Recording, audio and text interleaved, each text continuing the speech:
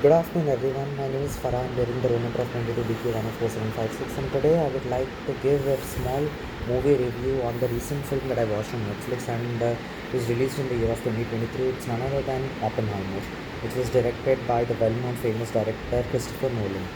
Oppenheimer is a very detailed and very descriptive way of showing how a biopic can be removed of a person, and Christopher Nolan did a very excellent job in that.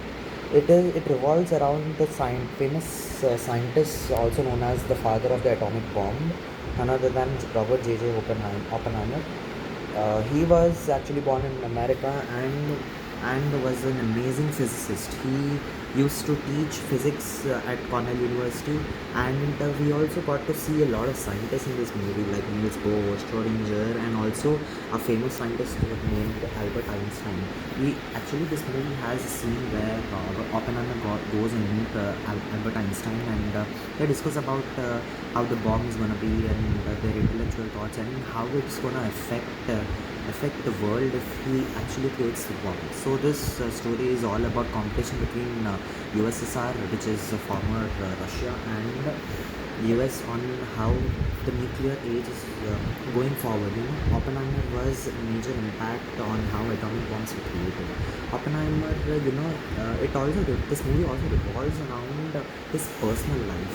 Oppenheimer and his brother used to be a part of an anti-communist party, which was suspicious in that time. So there he met a lady called Jean Padlock. He had an affair with that lady, but she died.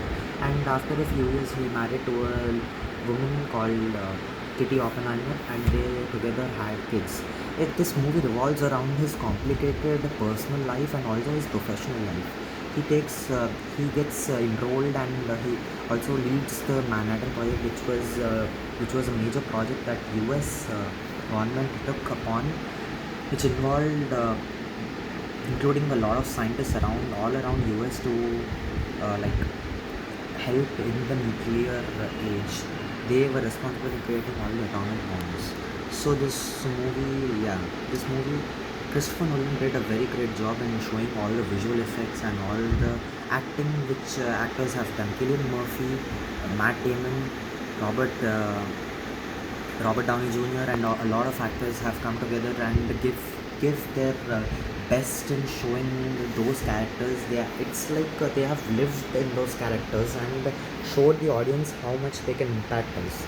This movie, he was responsible in creating all the bombs which bombed Hiroshima and Nagasaki in 1945.